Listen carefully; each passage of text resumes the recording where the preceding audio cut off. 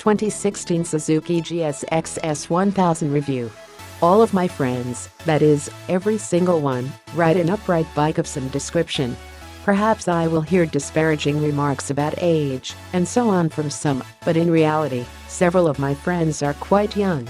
The truth of it is, although clip-on handlebars are fine for 20-minute sessions on the track, in the real world of negotiating traffic, or spending the day ripping along your favorite twisty street ride, being in the fully committed riding position is simply a pain in the neck. Actually, it's across the shoulders as well, but I suppose I'm getting a little pedantic here. So, when Suzuki announced it was bringing GSX-R technology to an upright series of model machines, I was pretty excited. Earlier this year I rode the GSX S750 and found it to be a fun bike that does everything very well. Yet, as a bit of a leader bike snob, I was agitating to climb aboard the 1000 as soon as I could. The 2016s are finally here, and I can tell you that the GSX S1000 ABS did not disappoint me in any way. 2016 Suzuki GSX S1000 Review, Engine Talk. The motor is based on the architecture of the legendary K5 K6 GSX R1000s. That engine had a slightly longer stroke and was, therefore, a little torquier than subsequent models. For a street bike such as the GSX S1000 that doesn't require ultimate top-end power, this is clearly the best way to go. Having thrashed it around a variety of fast and slow California roads, I discovered that the bike will unapologetically go as fast as you need it to, and with plenty in reserve. Actually, the stonking mid-range caught me pleasantly by surprise. Even in fourth gear, the bike leapt forward and accelerated so hard the only thing that kept up was my smile. Incidentally, if you turn off the traction control, which can be done on the fly as long as the throttle is closed, the S1000 will happily loft the front wheel in both first and second gear without any clutch help. The inline-4 motor isn't the K5 lump, as several internal items are different, including shorter redesigned pistons, and the valve train, where steel valves replace titanium, and the camshafts and ignition have different timing. Redline arrives at 11,500 RPM, 1,500 lower than the GSX-R motor, and it is those upper reaches where the K5's extra 17 horses lie.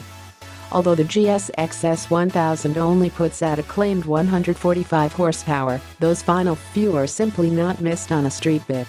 The real secret to the acceleration of the GSX S1000, though, is how quickly it revs. As with all Suzuki inline-4s, the motor is smooth and the engine revs snappily if you just blip it. On the move the bike feels agile and very responsive to throttle input. This gives the S1000 the aggression of a sport bike. It does not feel like a sport tourer or some other compromise. This machine is truly a sport bike with upright ergonomics. Suzuki was one of the first with fuel injection, and its double butterfly system, operating on 44mm throttle bodies, always makes for the silkiest throttle connection, bar none. Again, this helps make the GSX S1000 incredibly intuitive and amazingly easy to ride.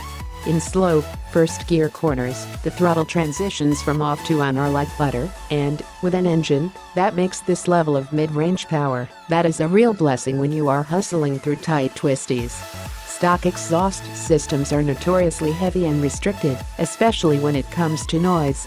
Somehow, the GSX S1000 slipped through the cracks, and the stock note coming from the muffler is awesome. It's not overly loud, but it has a crackle and characterful burble that quickly becomes a throaty howl when the throttle cables are being stretched. I don't know how Suzuki got this one past the fun spoilers, but kudos to them for doing so. Because it gives this bike an edgy auditory personality that helps foster our rebellious natures. 2016 Suzuki GSX S1000 Review, Electronics. The GSX S now comes with a 3-level traction control system first debuted on the V-Strom 1000 last year.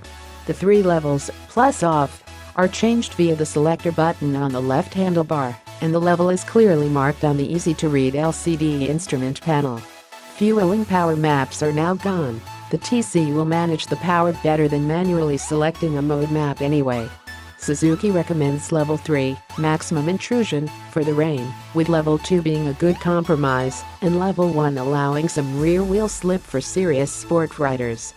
I enjoy the pure simplicity of the selection system. It is very intuitive, so switching modes for different conditions gave me major confidence. Incidentally, traction control on the GSX S1000 ABS is a natural wheelie inhibitor. As the front wheel slows down, the TC sees the differential in wheel speed and cuts the power. If you're a wheelie aficionado, then you will want to turn it off. A yellow TC light shows on the dash to indicate you are unprotected. I prefer to think of it as a fun-on light, but that's just me. ABS is now included as part of the electronics, although there is an optional model without. That is the one electronic aid that I consider vital on the street. The Brembo monoblock 4-piston radial brakes are awesome, and the calipers are available in several colored options, including a anodized blue, which struck me as a cool idea. 2016 Suzuki GSX S1000 Review Chassis. Again, the chassis, although new, was developed using GSX R1000 K5 DNA. Upright handlebars have a lot more leverage, so stability is enhanced with a slightly longer wheelbase, 2.2 inches, a degree more rake at 25 degrees, and just 4 mm more trail. The net result is a motorcycle with handling eerily similar to the Gixxer, but with the necessary stability for an upright. GSX RS are always the sweetest handling bikes. Suzuki's simply turn like no other, and the GSX S1000 has inherited that trait. The handling is helped by Suzuki's attention to weight on mass centralization. The naked version is actually lighter than any of the GSX R1000s, even the latest one, so the S1000 is supremely flickable and yet confidence-inspiring. Starting the day with a freeway blast to get to the canyons, I am incredibly reassured that the GSX S1000 feels so stable.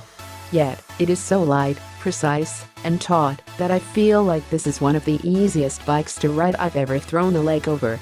That is very good news for anyone wanting to upgrade to leader bike power, because this bike is not intimidating, other than in reputation, and, once underway, the rider will actually focus on the road and his riding.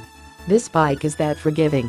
Suspension is by Kid 43mm fully adjustable forks, and a shock that is adjustable for spring preload and compression damping only. The ride is firm but not harsh, and, unlike the original K5 Gixxer that had an appallingly underdamped rear shock, the GSX S1000's rear unit is perfectly good for hardcore, fast street riding. One road in particular, that wound through the redwood forest, was dreadfully bumpy. At times I wondered if the rear shock could be a little smoother, but the road was so extreme I'm perhaps being a little unfair. I did ride the Yoshimura trick-out version of the bike, and with an Öhlins cartridge kit in the front fork and an Öhlins TTX rear shock, the smooth action cannot be denied, and the upgrade improved the GSX S1000 noticeably, if not considerably. Ergonomics are mainly why this bike has come into play, and they were perfect for my 6-foot-tall, slightly lanky body. The handlebars allow for a moderately leaned-in position, and the Renthal fat bars are about shoulder width. The footrests are sporting and rear set, while the seat is fairly bucketed and predictably much more comfortable than the GSX R Perch. Suffice to say, the S1000 is more than comfortable enough to take touring, although Suzuki does not offer a luggage system as yet. The fared version of the bike, the GSX S1000F, is a $1,000 more, and will certainly prove popular with the sport tourers. However, for my money, I'm tempted to buy the naked and fit a small Yoshimura fly screen. The result will be a light, agile, high-performance superbike that you will actually want to ride for extended periods of time.